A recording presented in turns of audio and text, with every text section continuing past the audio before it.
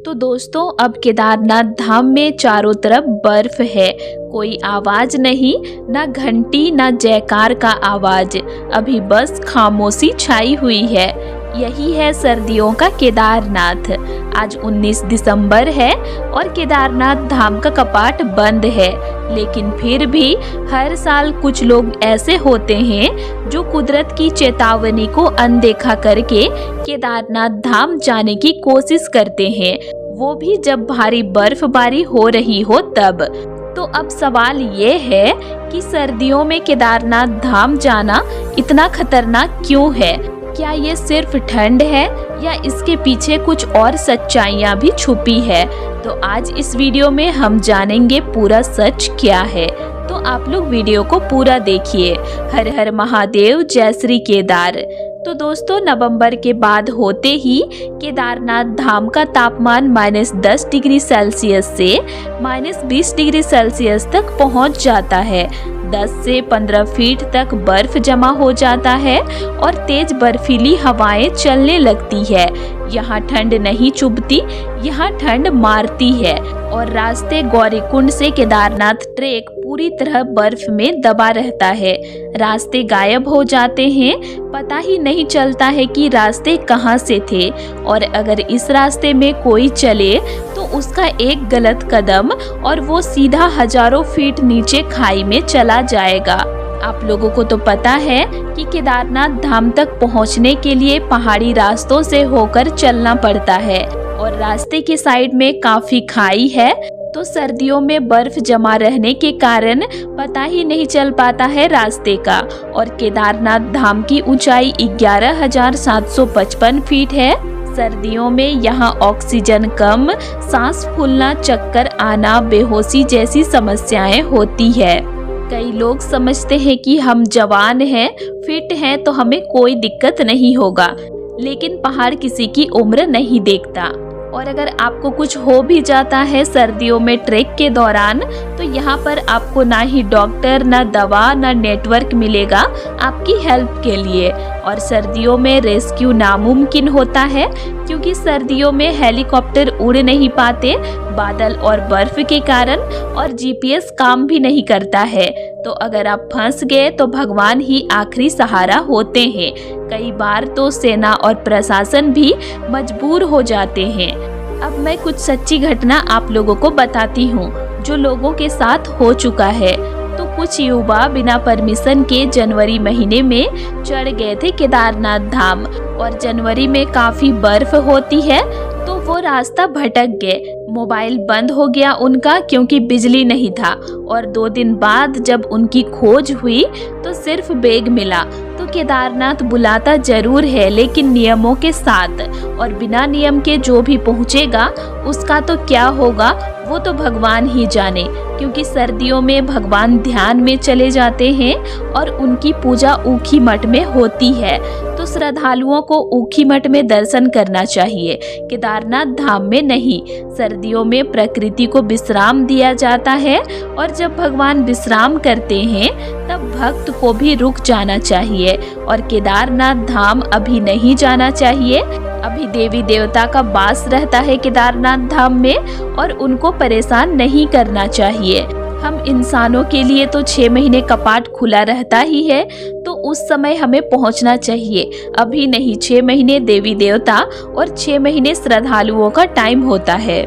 और प्रशासन भी इसीलिए सर्दियों में जाने के लिए मना करते हैं, क्योंकि आपकी जान को कोई खतरा ना हो। अभी जाना वैसे भी आस्था के विरुद्ध है, और फिर भी अगर कोई चोरी छुपे जाएगा तो वो अपनी जान से खेलेगा।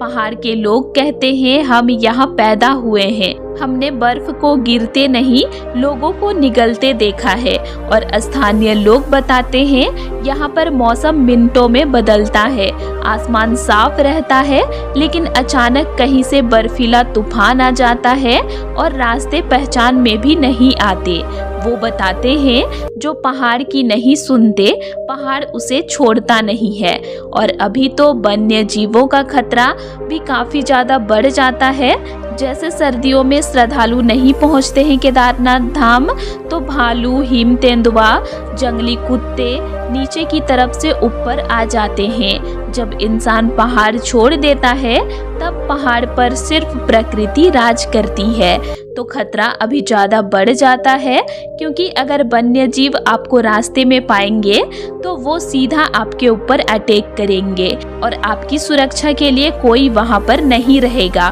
क्योंकि अभी पूरा खाली है रास्ता।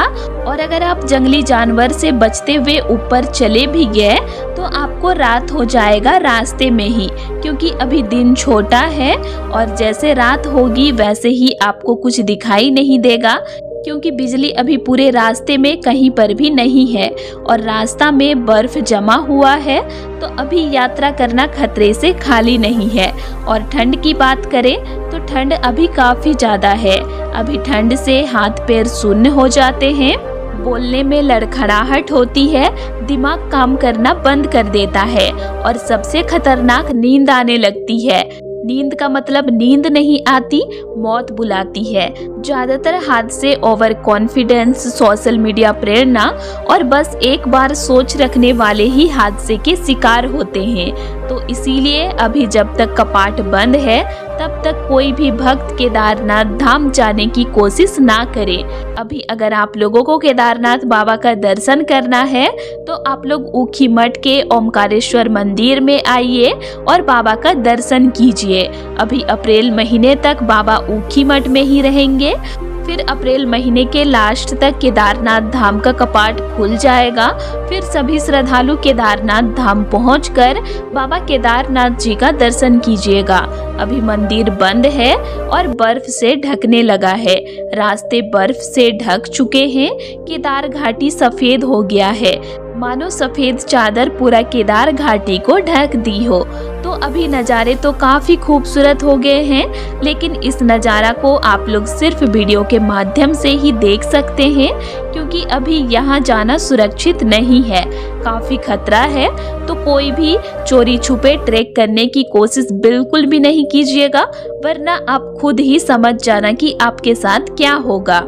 अभी केदारनाथ धाम में शांति है, कोई शोर शराबा नहीं है, किसी की आवाज नहीं है, बस सन्नाटा है। और इसी सन्नाटा में भगवान ध्यान में रहते हैं और कई साधु संत भी ध्यान में अभी गुफाओं में बैठे हुए हैं।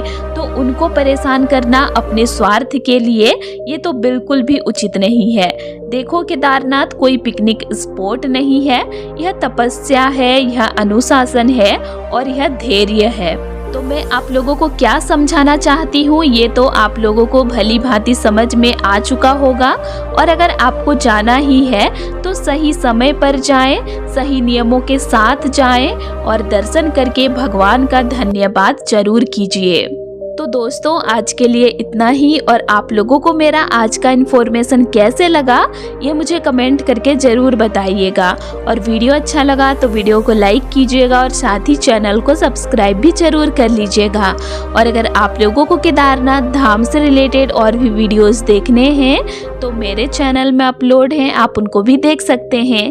तो चलिए फिर मिलते हैं एक नई वीडियो के साथ। Thanks for watching.